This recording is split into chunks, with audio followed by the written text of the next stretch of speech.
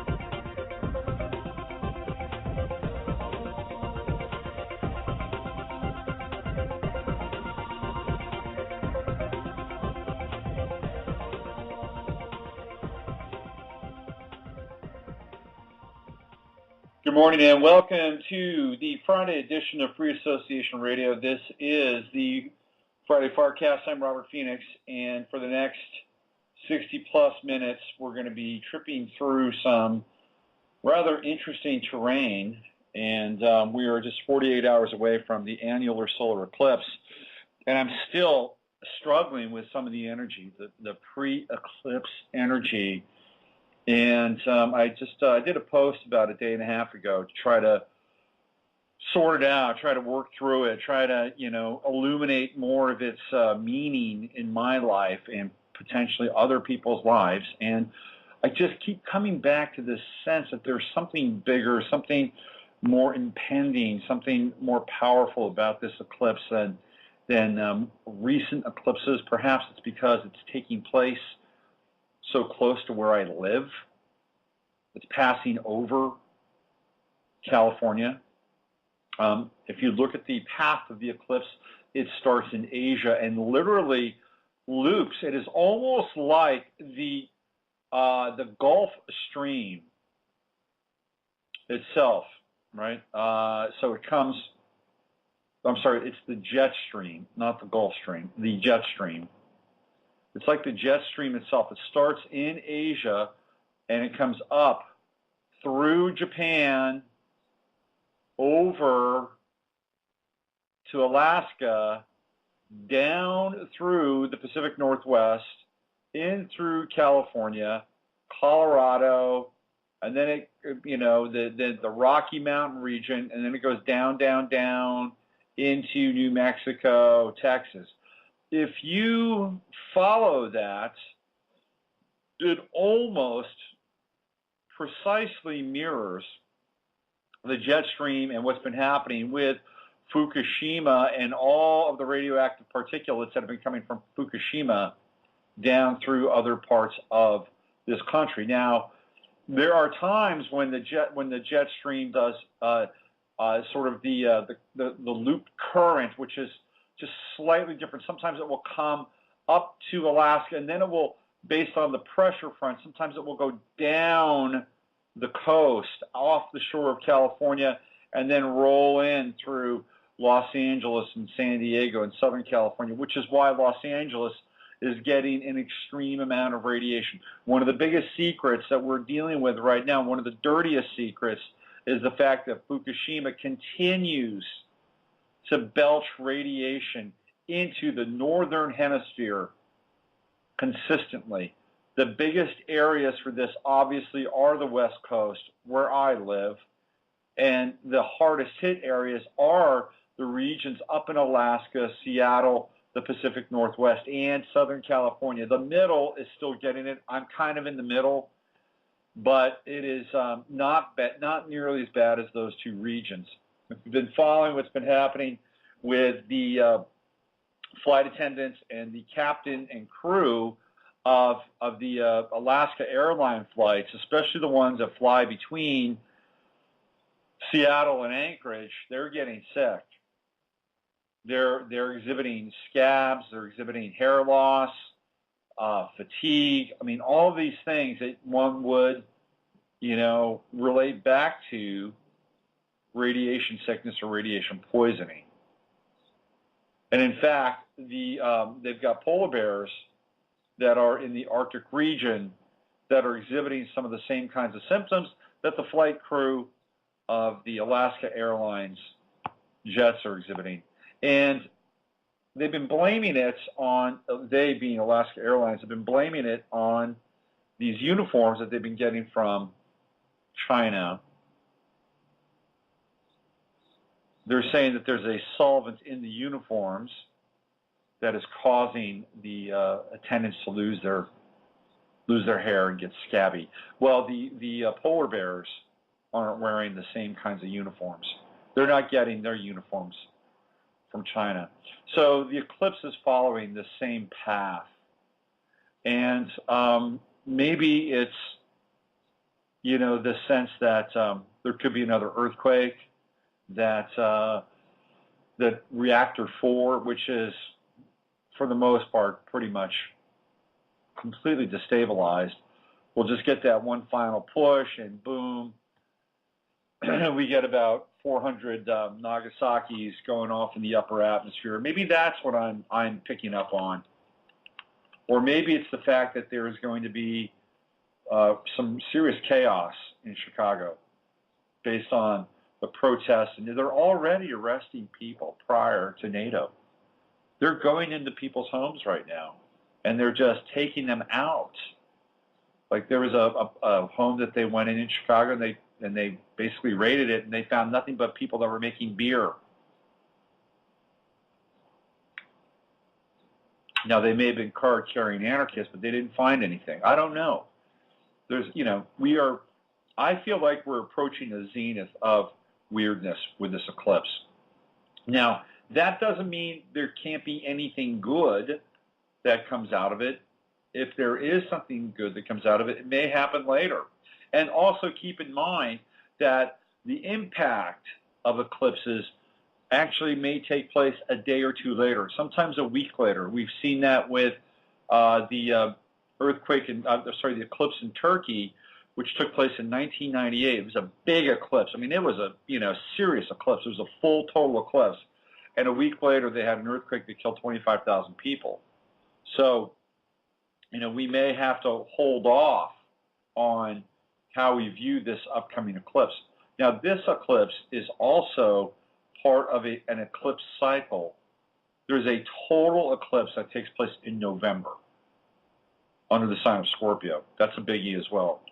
So May 20th, it's almost here. We're just 2 days away, and I'm going to be having an eclipse show on Sunday night, and I've already got at least one guest booked. I think I might have another. So the whole idea here with the eclipse show for Sunday night is I'm going to be having guests on from different parts of the country that are experiencing or have experienced the eclipse. I'm hoping to get somebody from Mount Shasta. Melody Scott Zindel from Colorado has already agreed to be on the show. So as the eclipse crosses, the northern part of California and then into the Rocky Mountain region and down a little bit further, we'll have some people along the way that will hopefully show up and give us, what's happening with them on their side of the eclipse. Hopefully I'll have Dora McQuaid on, a poet from Taos, New Mexico, and she can give us the Taos perspective. And also I'm trying to get one of our correspondents on from Chicago to give us the Chicago perspective. So anyway, we'll have maybe 4 to 5 different perspectives of the eclipse as it's passing the sky, or as it's already passed through the sky on Sunday, to give us an individual perspective on how people are experiencing it in that part of their world, both externally and internally. One of the things that I see as being kind of an outcrop or a result of the eclipse, if you go to my website, you'll see that on my latest post, I've been breaking down the relationship between Neptune and the moon, the relationship between Neptune and the sun, the relationship between Neptune and Jupiter, and the relationship between Neptune and Mars. And I think that the Neptune-Mars opposition, because Neptune's in the T-square with all these planets, right? I think the relationship with Neptune and Mars, the opposition between Neptune and Mars, is critical, because at that time, based on the time that I chose for the eclipse, Mars will be in the 11th house, and Neptune will be in the 5th house. So what we're talking about here is we're talking about this opposition. You know, Mars and Virgo is all about the masses. It's all about the little people, the little folk, right? Virgo is really the sign of the common man in many ways. It is the sign of humanity incarnate. You know, it's where we find out, you know, who we are, what we can be, what our skills and gifts are. You know, it brings to our attention and our consciousness our human frailties and our human failings, because Virgo is always seeking to achieve some level of perfection, and it always fails. And that is the story of humanity, although I believe that humanity is no longer seeking collectively a level of perfection. And in fact, humanity is actually sinking to greater and greater levels of imperfection. So perhaps this is where Pisces comes in, because the only thing that can save the day is some force of divine, and I mean truly divine intervention, not some, you know, fake, trumped-up, holographic form of divine intervention. Although we may see that. So we have this opposition between Mars and Neptune going on the day of the eclipse. And you've got to keep your eye on Greece right now. Greece is probably the most, Greece is the word. It's really probably the most specific hot spot on the planet. People are drawing money out of the banks in Greece as fast as they can do it. There's a bank run happening in Greece. And there are people that are saying that there could be a bank run happening here soon. Lindsey Williams, who I have mixed feelings about, by the way. I have mixed feelings about Lindsey Williams. Why? Because he seems to be too much of an insider. He's got too much inside information. And for me, when somebody has too much inside information, they're, quite frankly, they're probably on the inside. I mean, the other thing with Lindsey Williams is that, for me, all right, and maybe I'll get into trouble over this, who knows. For me, the litmus test is always, how do people who are quote-unquote on the inside or have this explosive information that they're willing to share, how do they feel about Israel? You know, Lindsey Williams sees Israel as being America's great friend. And, you know, I think Israel's trouble. And I've said that before. Our relationship with Israel is trouble, because it is explosive, and it is dividing and conquering, dividing and being divisive in the Middle East. Now, look, I wouldn't care. I don't care if it's Israel or Poland or Argentina, Cuba or Russia. It doesn't matter. Whatever that country is, if there is a relationship with that country that is continually divisive and continually problematic, then that relationship has got to be looked at. It's got to be resolved. Okay, so here's the blanket statement. Doesn't matter what country it is. Well, it does happen to be Israel, and yes, there's a huge amount of political influence that comes from that direction via AIPAC and huge sums of money in terms of lobbying. All right, so you know, let's just get that out on the table. Special interests, special friend. Now, Lindsey Williams has always opted, you know, he's always said, oh, well, Israel, if we do this, Israel will be in trouble. Israel will have, you know, this challenge. We can't abandon Israel. So maybe this is why Lindsey Williams gets to do what he does. And still, you know, this is perhaps why he, you know, is able to continue to share his inside information. That said, here's what he has to say about a potential bank run. This is from Lindsay Williams 101 Blogspot. This is just the other day, 2 days ago. Get out of paper assets immediately. Close your bank account if you do not want to lose it all. Buy tangible assets, gold, silver, farmland, bank runs happening all over Europe. The sign to look for is the crack that will happen in the derivatives market, which started with J.P. Morgan's $2 billion loss. This is true. The dollar will be dead by the end of this year, no matter how good things look right now. Derivatives market collapse coming soon. The economy is about to collapse due to the derivatives market. The U.S. dollar will collapse by the end of 2012, and Obama may not win the coming election. Lindsay reveals his latest DVD series, Secrets of the Elite, which includes interviews with 4 top elite financiers. So keep that in mind. If you've got money in a bank, you may want to pull it out. But consider the source. I'm not completely and utterly sold on Lindsay Williams. But here we are leading into the eclipse. This is what's interesting is Facebook's IPO is happening pre-eclipse, right? I mean, they are not out of the loop on stuff like this. There's a reason why they're doing their IPO right now, running up to the energy of the eclipse. They could have done the IPO last week. They could have done it 2 weeks ago. But why they chose today? They chose Friday the 18th, just days before the eclipse. There is an deeply esoteric element to Facebook. And I don't know if you've ever seen the inside of Zuckerberg's hoodie, but if you haven't, look it up on the internet. There's enough symbolism inside of his hoodie to do a dissertation on.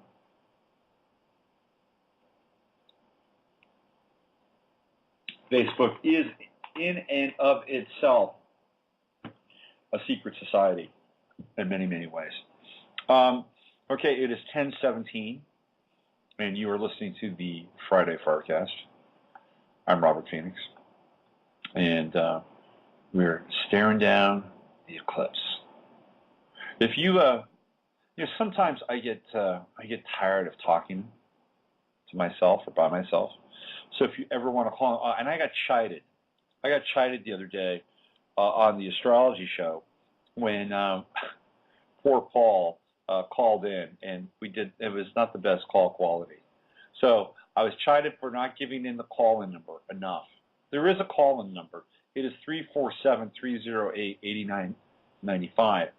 347-308-8995. And you're welcome to call in, share your thoughts about the eclipse, share your thoughts about the economy, share your thoughts about anything.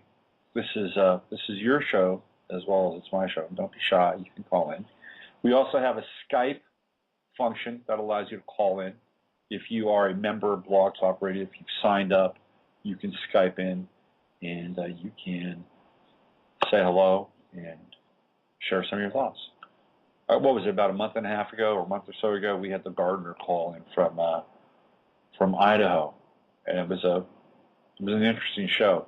Let's see, I think next week, on this time slot next week, I'm going to have Richard Mystical Sun on the program, and Richard is a really terrific musician. He does a really gorgeous ambient music, and I'm hoping that Richard can talk with us on Sunday from Mount Shasta, which is where he's going to be, and we can maybe get his insights into the eclipse. But Richard has got a new record coming out, and we're going to talk about his new record. We're going to play some tracks off of it. It's fantastic, and he'll be on the show next week, next Friday. And I was chatting with him on Facebook a couple days ago, and Richard is one of the most pragmatic people. He's incredibly pragmatic. He may have a very mystical sounding name, but this is a real kind of feet on the ground kind of guy. And he lives not far from me. He lives maybe about 25 miles. Although I've never met him in person, but we've chatted quite a bit. And he shared with me that he saw 2 really significant UFOs flying over the hills of the East Bay. And he actually did a kind of a computerized rendering of what he saw. And they were almost diamond-shaped UFOs, 2 of them. And he saw them, and his wife saw them, and his son saw them. They were all together. All 3 of them saw these UFOs. And I believe him. I totally believe him. And he said that he felt like something was really up, that there was really something happening. That was and this is not a guy who is a UFO head. It's not his thing. And out of the blue, he saw these things, which is interesting because I've seen UFOs in the East Bay as well. I saw a big one time. Well, big for, it was a large silver orb. And that was many years ago. So, who knows? Maybe we'll get a little Project Bluebeam action happening this weekend, or maybe we'll actually see some real, quote-unquote, UFOs. Because I tell you right now, if everything that you were reading about Fukushima is real, and I think it is, then we'll need some intervention, because obviously nobody is really doing jack shit on the human side about Fukushima. It's really fascinating, because here in California there are all these green people. They're the greenies. And while they're lamenting the global warming and and the CO2 emissions and all that stuff, there's a nuclear reactor bleeding just across the ocean, contaminating our water, contaminating our skies, contaminating our food. And do you think that they really care? No, they're more, they're more indoctrinated and hypnotized and entranced by this whole global warming thing than what's really happening.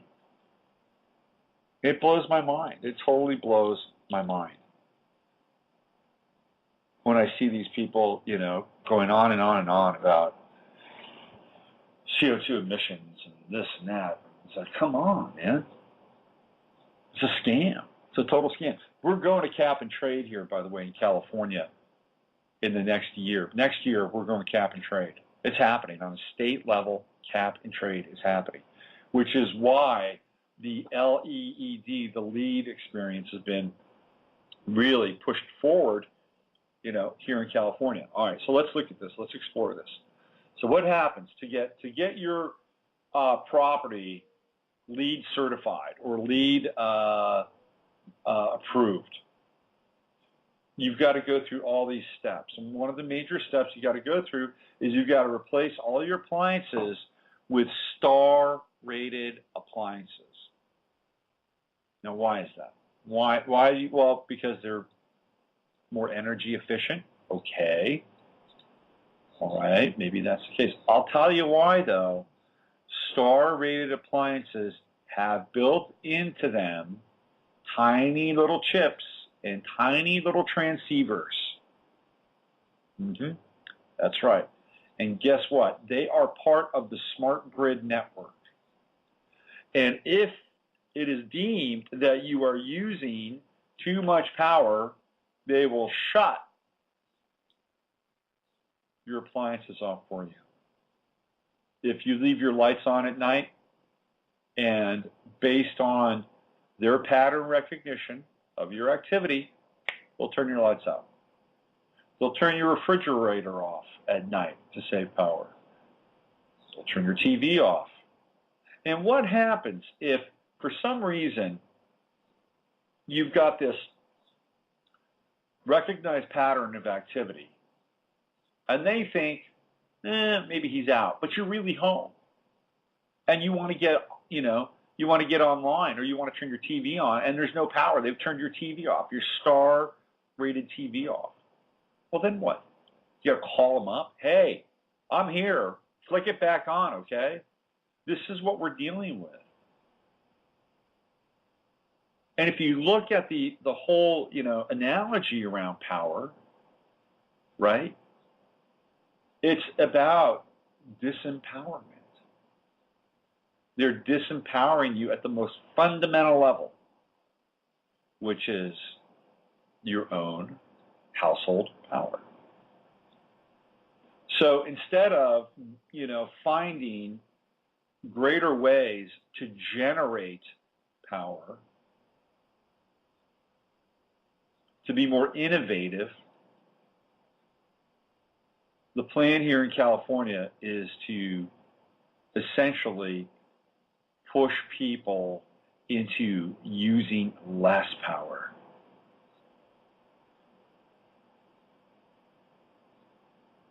And this is where it's all going. I hate to say it, but it's not a bright possible future. It's just not. Because power itself is becoming more and more centralized across so many levels instead of decentralized. I mean, quite frankly, everybody who can theoretically should be off the grid and have their own little solar factory right in their home. That's it. If everybody was off the grid, it would be huge. But it's been so cost prohibitive to get people off the grid. Now, here in California, you can get tax breaks on installing solar. But even if you get those tax breaks, essentially what it does is once you have your solar up, right, your solar is being run through the power company. And they're literally selling even your own solar back to you. You're still on their grid. But if you go out of pocket and put your solar in by yourself, then you've got your own source of power. So anyway, the environmentalists, the greenies, their hearts are in the right place, but they don't get it. They just don't get it. Whether it's the Gulf of Mexico, or whether it's Fukushima and the Pacific Ocean is dying. They're killing the Pacific Ocean. Whether it's one of those two, they just don't get it. And I don't want to, look, I've railed on them before, and I don't want to beat a dead horse. But it's all part of this awakening process. And we're all hopefully going through it. All right, so what else is happening in the news today? Let's see what else is of interest. Okay.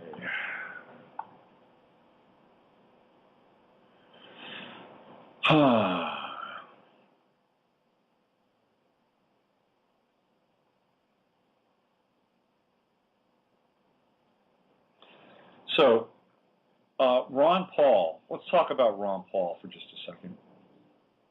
Ron Paul. I got an email from Ron Paul. I just don't know what to make of Ron Paul at times. I got an email from two people inside of his organization. One telling me that basically he was done, and the other asking me for one more, jolt of money for one of his money bombs, the last money bomb of his political career. And apparently Ron Paul is going to try to commandeer a bunch of delegates so he could do an end run at the Republican convention, which, I think is probably the smartest thing he can do. But I don't get a sense. There are people that are very hesitant around Ron Paul inside the Ron Paul community, because the last time that Ron Paul did this, they asked for money and he stopped the campaign. And, he quit about halfway through in 2008 and kept the money. And, there are people that are hoping that if he continues to ask for money, that he's going to ride this thing through. But I think it's probably bigger than Ron Paul at this point. That's my sense, is that I think the people who were, And I don't believe that the people. I think that the people that follow Ron Paul are different than perhaps even Ron Paul himself. You know, I know a lot of Ron Paul supporters, and I got to tell you, they're good people.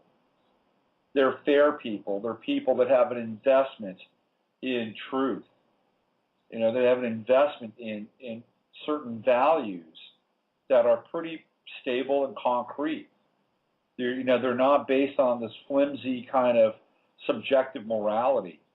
I could see this to a T with people who are Ron Paul supporters. So just based on the people themselves, I think it's a pretty good crowd.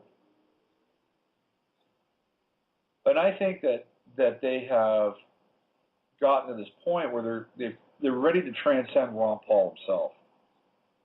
Ron Paul is going to go away, and I don't believe his son is going to be an appropriate figurehead for that movement.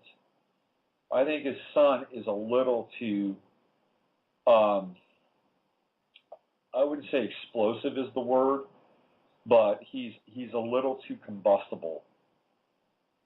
And if there's anything that we know about the political process, which is contaminated to the core, is that you've got to have a steady hand. You've got to be able to be passionate, and you've got to be able to be penetrating, but you cannot be polarizing and divisive. And for all of Ron Paul's potentially polarizing ideas, as a personality, he's not polarizing. As a personality, he doesn't evoke invective from people. Like, for instance, Mitt Romney is a polarizing personality because he's a, cold prick. I mean, truly he is. And he's a square. That's Mitt Romney. He's a polarizing personality. Obama, polarizing personality because he's got this arrogant, smug, cool, aloof vibe to him. Ron Paul doesn't really have that. So he's not a polarizing. His son is a polarizing personality. And I don't think his son, unless, he can somehow manage to convince every single conservative in this country that von Mises libertarianism is really the way to go. And if he can do that, then maybe he'll be able to be not such a polarizing personality. But he is. He is a polarizing. I mean, his whole thing with the TSA, it's sitting in that box. It's just, I don't know. It was bizarre. Absolutely bizarre. So it's going to be interesting to see what happens, at the tail end or Ron Paul's endgame as we lurch into the Republican convention. And see where that goes. All right, it is 10:34, and I'm going to play a little bit of music. I'm going to hang out in the chat room, and then I'm going to navigate the next 25 or 30 minutes of the show. I woke up this morning, and I felt incredibly spacey, really spacey. There's somebody, one of the other things that we're dealing with here besides the eclipse are these solar flares. Ed, I got to tell you, man, I've been extremely tired over the last week. Like, normally I can stay up till 1 o'clock, 1:30, and I've just got plenty of juice. But the last week I have just been exhausted. 10:30, 11 o'clock rolls around and my eyes are closing. And, I'm in bed. So maybe it's the solar flares. I don't know. It's, I feel like that there's just a lot happening on so many levels right now. So many subtle levels. If we were really privy to how all the energy that's bombarding us, whether it's radiation from Fukushima or the smart meters or the ELF towers or cosmic rays, or solar flares. I think if we could like map this out and see it, and graph it and chart it, we'd be blown away by how it's impacting us. That's my sense. All right, so I'm going to play a little bit of music. I'm going to jump into the chat room for a brief period of time and hang out for a little bit, and then we'll see where we go with the rest of the show. So what do I want to play? I got to upload some new music here soon. That would be really that'd be a good thing to do. What do I want to play? I don't want to play anything that YouTube will nail me for. I'm tired of that. Let's see, what do I want to play? Even that shakuhachi music. That shakuhachi music was, I thought, so generic, and YouTube nailed that. How about a little bit of Space Bass? This is Connie Denby, Space Bass. 5 minutes and 24 seconds worth of just complete and utter trance, zone out tones from the first lady of New Age music herself, Constance Denby, Space Bass. Here we go.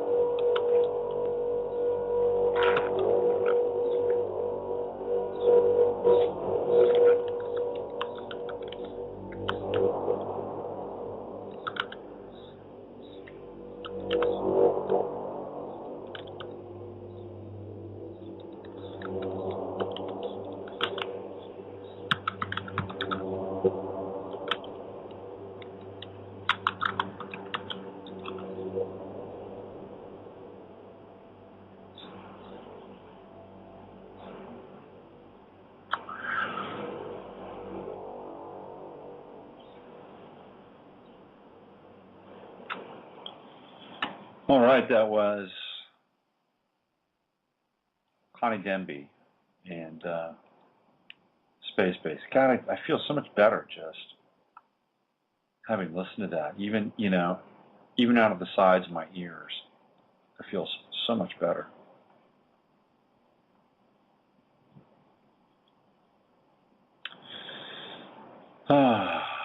Yeah, very good. Okay, it is 10:42 here in California, and I was just in the chat room talking about this disaster, this $2 billion disaster with Chase. And Gemini's son brought up an interesting point that after all the smoke clears, it'll be even more than $2 billion, way more than $2 billion. That the cumulative effect could reach upwards of $3 billion after all the smoke clears. And a lot of people in the financial world are looking at this as a precursor to what happened in 2008. 4 years ago. It's been 4 years since we had the disaster known as the bailout. Now look, Bush had been sitting on that stuff for about 5 years. 5 to 6 years, Bush was sitting on all of the toxic debt that ultimately wound up imploding the economy. They were hiding that. They were hiding it for as long as they could. And as he was exiting office, there it was, pulled back the cover, and there's the bodies, the buried bodies of what had been going on since the start of the housing bubble. Now let's look at that now. The start of the housing bubble took place really in about 2002 because it followed the dot-com bubble. As soon as the dot-com bubble collapsed, they replaced it with the housing bubble. So basically from 2002 to 2008, that's about 6 years. Let's make it 5. Let's give them a year to run that debt up. To get all these really bad loans in. 5 years.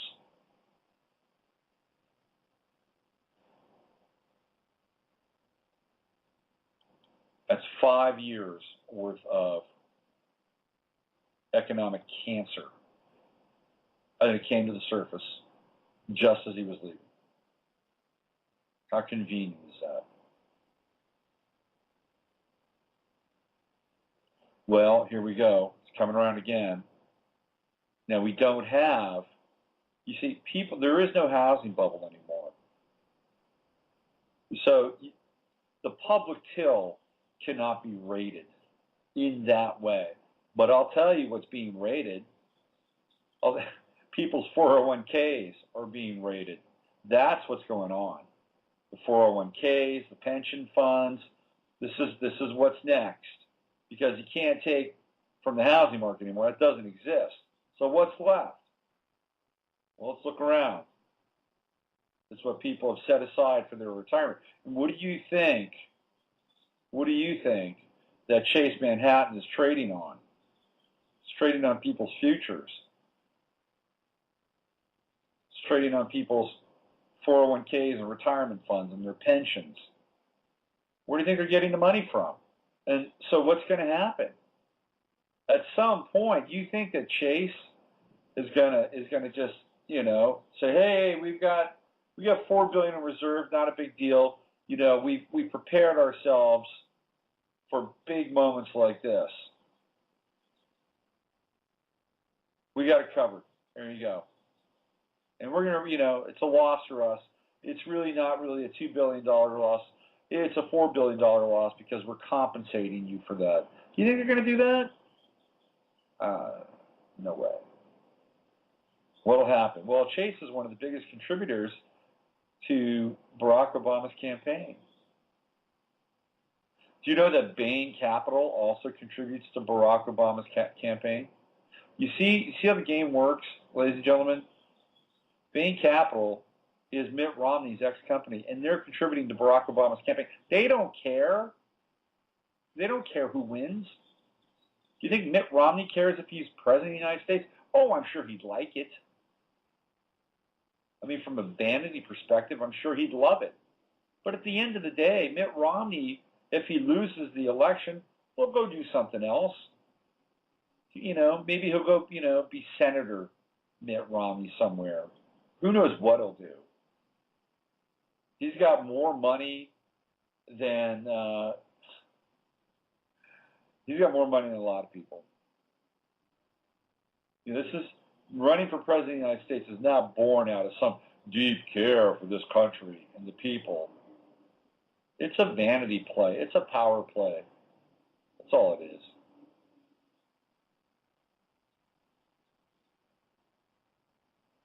But Bain Capital contributes a lot of money to Barack Obama. They don't care.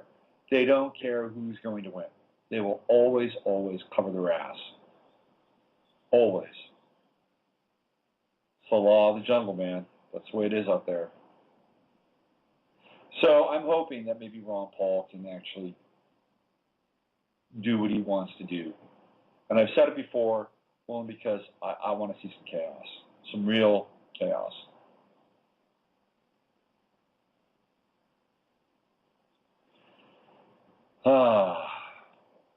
Politics.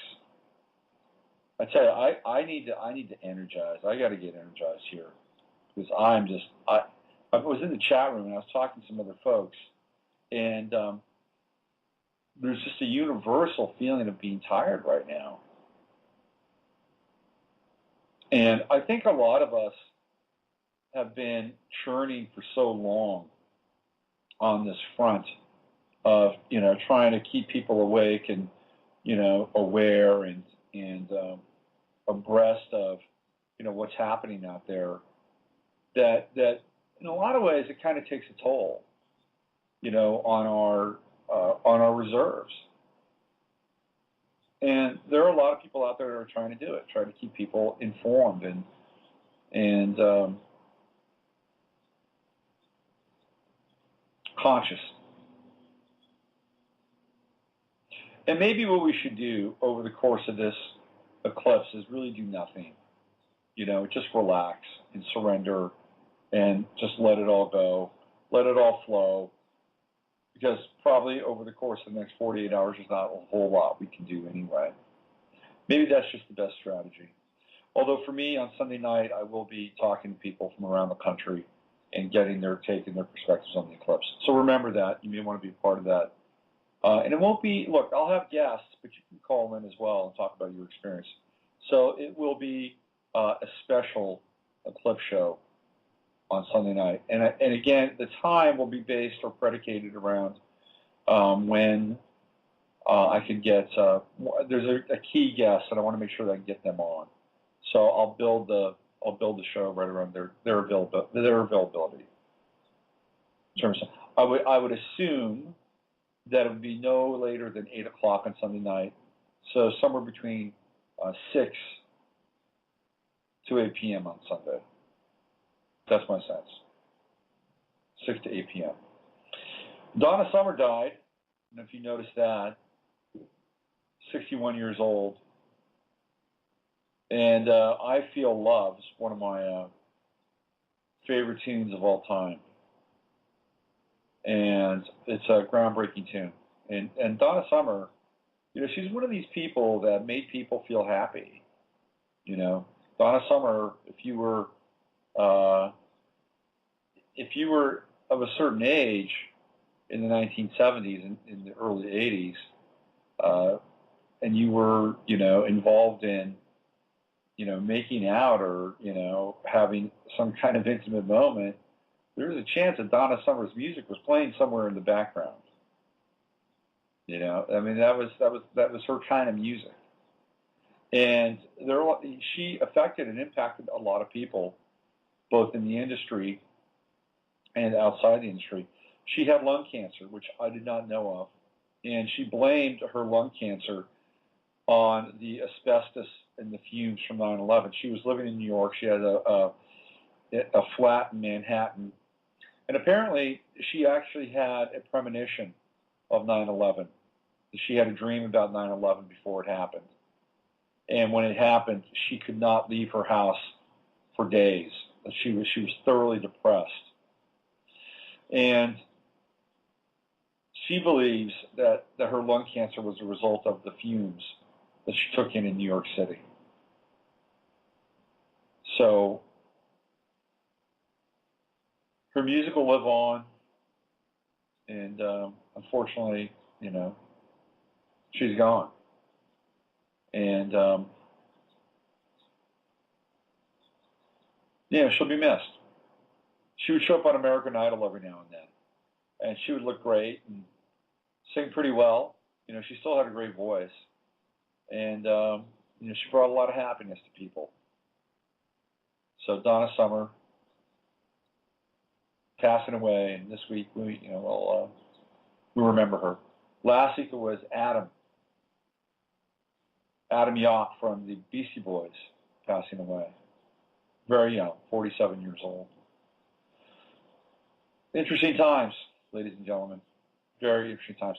When Adam Yauch passed away, his death really impacted a lot of people, a lot of young people, because they realized that all of a sudden now they were mortal.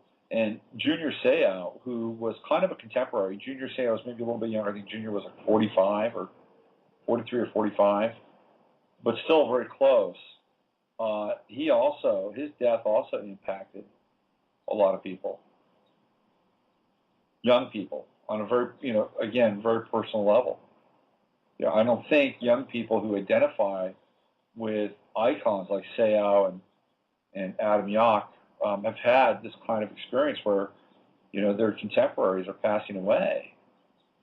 It's got to be shocking to them, I think, on some level, for that to occur.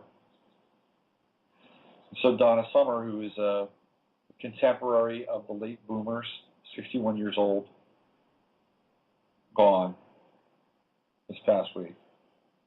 I was listening to Coast to Coast about a week ago, speaking of music. And George Norrie had this guest on who was this great insider of the music industry.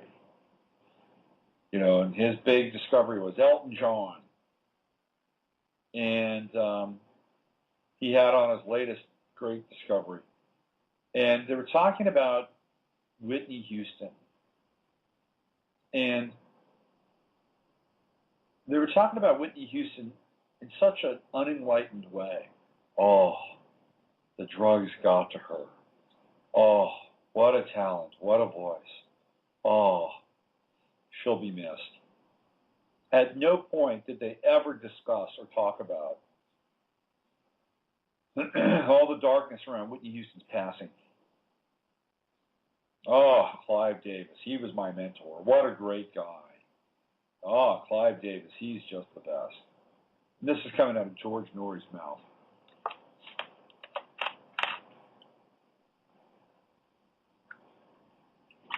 This is why I hardly listen to Coast anymore.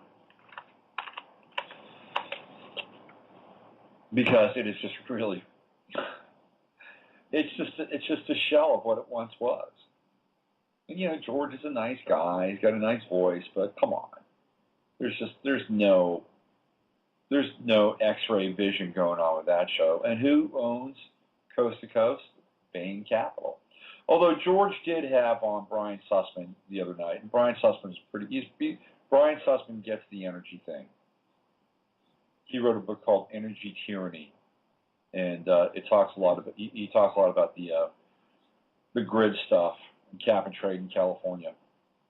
So every now and then George will have somebody, but if you really want to get down and get into the dark matter of the universe, I'm not sure if George is the guy to really facilitate that.